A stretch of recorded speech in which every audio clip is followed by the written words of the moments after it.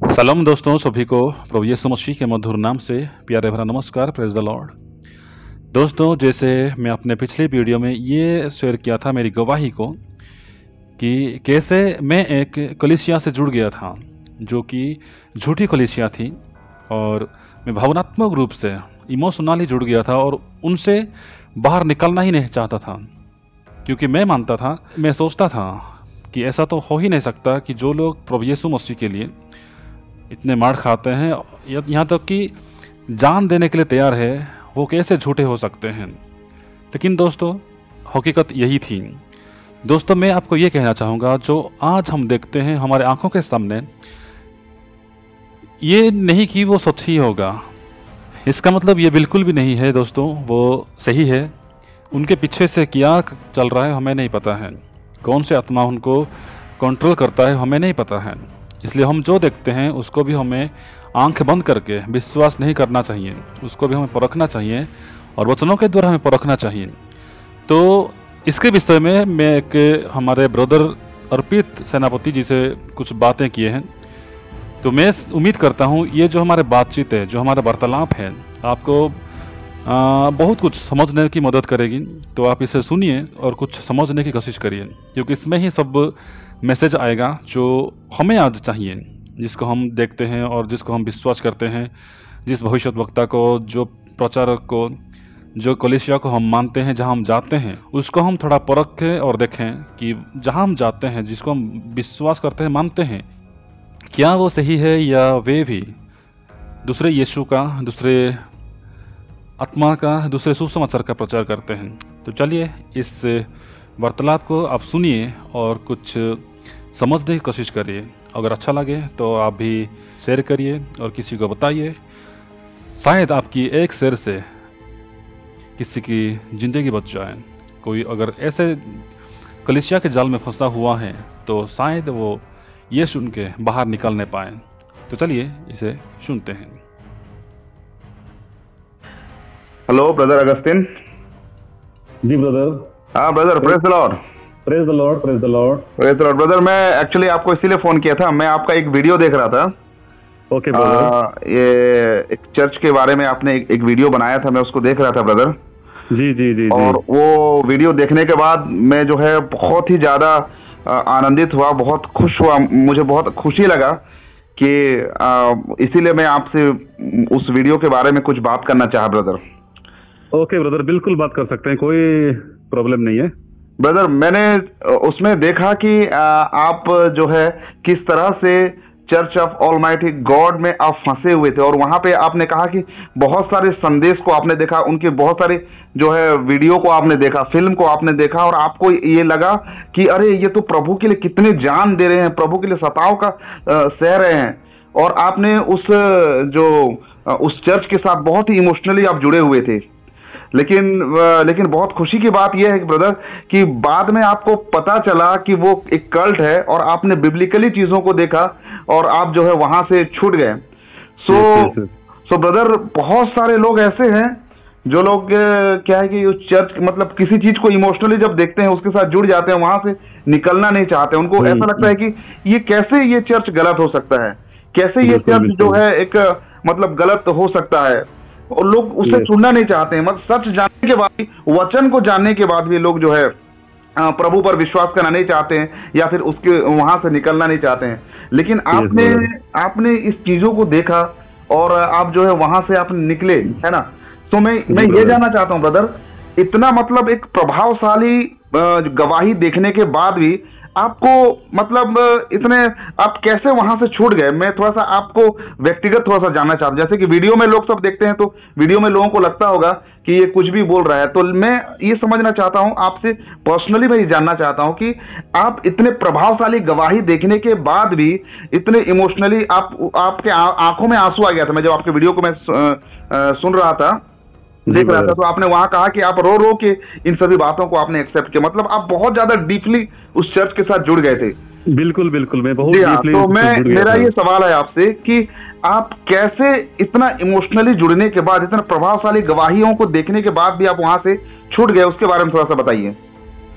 देखिए ब्रदर, आपने जो कहा सही कहा, बहुत ही मैं डीपली, जैसे आपने वर्ड इस्तेमाल किया डीपली, बहुत ही इमोशनली जुड़ चुका था। जी तो मैं जैसे कहा मैं गवाही में कि रो रो के देख रहा था, ऐसे ही रो रहा था बहुत, मतलब। और जितने भी मूवीज है सबको मैंने देखा, ऑलमोस्ट सब वीडियो में देखा। जी जी और फाइनली मैं जब इसको जानने के लिए कोशिश किया, जी एक्चुअली ब्रदर क्या है ना, उनके पीछे जो काम करते हैं, जो भी चलता है, उनको हम बैकग्राउंड समझना कोशिश ही नहीं करते हैं। जी जी जी तो आगे जो देखा मैंने, सामने जो मैं देखा, उसको देख के ही मैं अंधा बन के विश्वास कर लिया था। हाँ, ठीक हाँ, है। हाँ, लेकिन जब मैं कहीं से थोड़ा सा मुझे हिंट मिल गया कि भाई ये तो कल्ट है, ये तो झूठी कलीसिया है, तो मैं जैसे गवाही में कहा था वैसे ही मैं इग्नोर ही कर दिया। कैसे हो सकता है भाई ऐसे। तो फाइनली मैं और थोड़ा जानने की कोशिश की कि शायद हो ही सकता है, क्यों ऐसे कहा, किसी ने कहा है तो कुछ होगा। तो मैंने फिर, आजकल तो गूगल का इस्तेमाल करते हैं, तो मैं गूगल में गया, सर्च किया कि एक्चुअली मसला क्या है। तो जब इसको मैं सर्च किया the church of almighty God के बारे में, तो मुझे पता चला कि भाई ये तो बिल्कुल सही है कि कल्ट है, झूठी कलीसिया। क्योंकि सबसे बड़ी बात ये थी कि जो हम यीशु मसीह को मानते हैं, यानी कि जो यीशु मसीह को क्रूस पे चढ़ाया गया है हमारे लिए, मेरे लिए, जी जी, ये लोग उसी यीशु को नहीं मानते हैं। तो एक ही पॉइंट काफी है इसको समझने के लिए कि झूठी कलीसिया है, कि यीशु मसीह को जिसे हम लोग मानते हैं वे लोग नहीं मानते हैं। ठीक है। और ये लोग, इनका मानना कि इनका सिद्धांत क्या है कि ये लोग मानते हैं कि यीशु मसीह एक लेडी, यानी कि एक महिला के रूप में आया है, और जो आज का युग को, आज का इस दुनिया को न्याय करेगा। वो यीशु वो नहीं है जो यीशु मसीह क्रूस पे चढ़ाया गया था, लेकिन ये महिला यीशु बन के आई है, वो चाइना में, जो कि इस दुनिया को अब न्याय करेगी। अच्छा। तो इस पॉइंट से मैं साफ हो गया, ये तो भाई बिल्कुल एक झूठी कलीसिया है, एक कल्ट है, जो कि लोगों को भरमाने के काम करते हैं। और आप विश्वास नहीं करोगे, आज के दिन में लगभग 3-4 मिलियन लोग इससे जुड़े हुए हैं। अरे बाप रे। हाँ। और इंडिया में तो बहुत तेजी से बढ़ रहा है, क्योंकि हिंदी में भी इनका चैनल बन चुका है, जिसका कि हिंदी में है सर्वशक्तिमान परमेश्वर की कलीसिया। ओह, कितना सुनने में कितना प्रभावशाली लगता है ना चर्च का नाम। बिल्कुल बिल्कुल बिल्कुल। मैं जैसे कहा ना, मैं इसको सुन के ना बहुत खुश हो गया। अरे बाप रे, बहुत बढ़िया नाम है, जी जी, चर्च ऑफ ऑलमाइटी गॉड। हाँ। तो इसको सुनते ही मैं और बहुत प्रभावित हो गया था। वाह, कितना मस्त नाम है, कितना बढ़िया नाम इस चैनल का। और मैं इस नाम को सुनते ही इसको और भी प्रभावित हुआ और उनके साथ जुड़ गया था। लेकिन मुझे एक ही पॉइंट काफी लगा ब्रदर, कि ये लोग जो यीशु मसीह को, जो बाइबल का यीशु है, जी जी, इसको ये लोग नहीं मानते हैं। अच्छा ब्रदर, आपको जब पहली बार जब आपने सुना कि ये जो है एक कल्ट है, ये एक पंथ है, तो आपको एकदम से मतलब पहली बार में एक्सेप्ट करने के लिए बहुत ज्यादा मुश्किल हुआ होगा ना, क्योंकि इतने इमोशनली जब जुड़ जाते हैं, फिर बाद में पता चलता है कि ये कल्ट है, तो एकदम झटका सा आपको लगा होगा। उस समय आपने मतलब कैसे अपने आप को आपने संभाला है?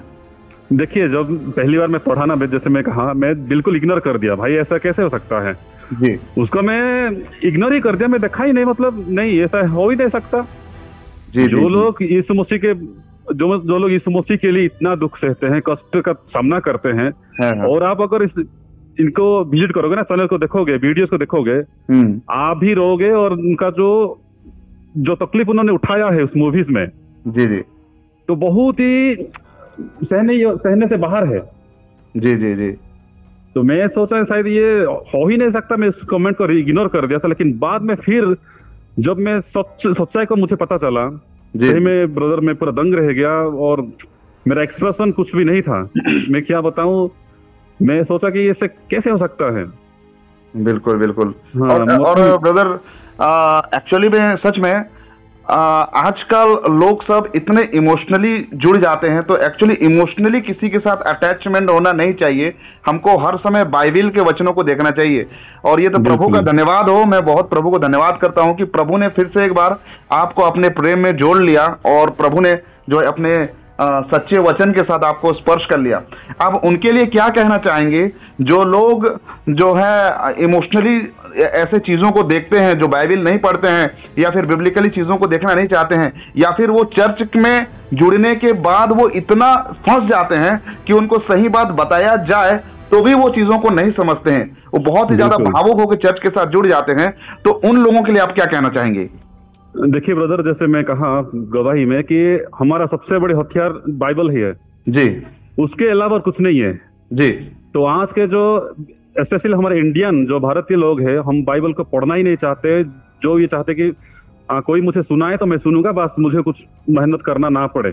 जी ठीक है ना जी। तो अंधा बन के हम किसी को विश्वास कर लेते हैं, बाइबल उठाना नहीं चाहते हैं।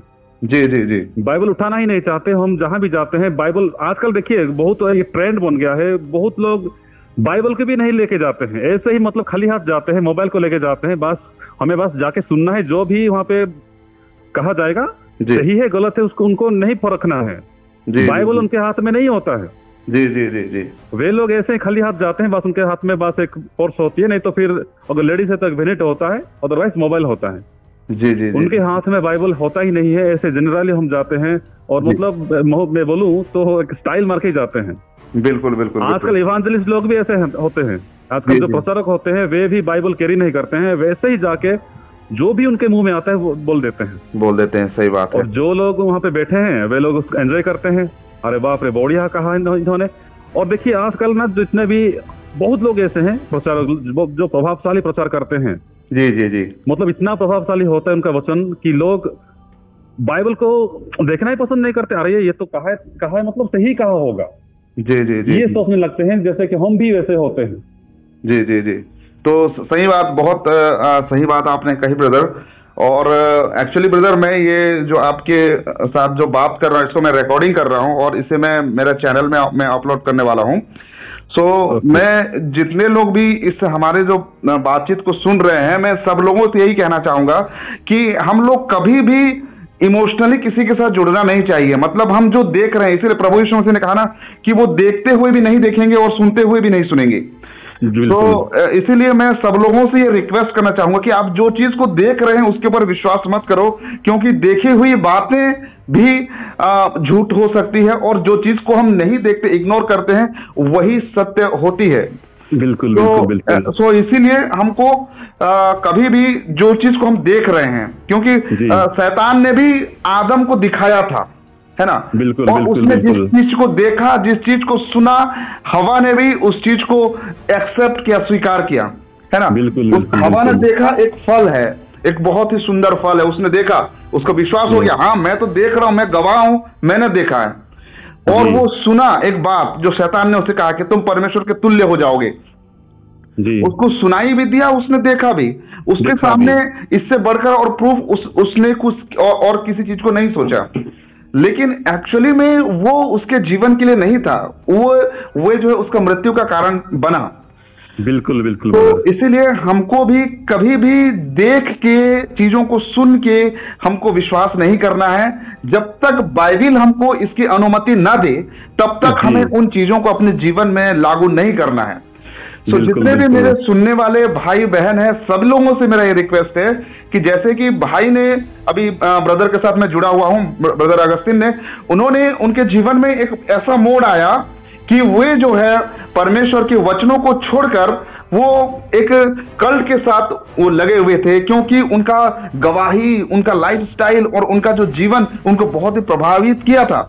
लेकिन परमेश्वर के वचनों को ध्यान देने के कारण, परमेश्वर के वचनों को प्राथमिकता देने के कारण भाई जो है वहां से छूट के वो परमेश्वर के वचनों के साथ फिर से एक बार अभी आपके साथ जुड़े हुए हैं। मैं आप लोगों को ये बताना चाहूंगा कि भाई जो है एक सेवक है और बहुत अच्छी रीति से प्रभु का सेवकाई को करते हैं। इनका भी एक चैनल है जिसका लिंक मैं आपको दे दूंगा, आप वहां से जाके इनका वीडियो को देख सकते हैं। सो ब्रदर बहुत बहुत धन्यवाद देना चाहूंगा आपको कि आप जो है एक बहुत प्रभावशाली गवाही लेके आपने हमारे बीच में आए। Thank you brother, thank you. तो धन्यवाद ब्रदर, थैंक यू। आपको प्रभु आशीष प्रदान करे। तो मिलेंगे ब्रदर फिर से। धन्यवाद, बहुत धन्यवाद। जी, जो हम मिलेंगे ब्रदर फिर से परमेश्वर के वचनों के साथ में। ठीक ब्रदर, थैंक यू।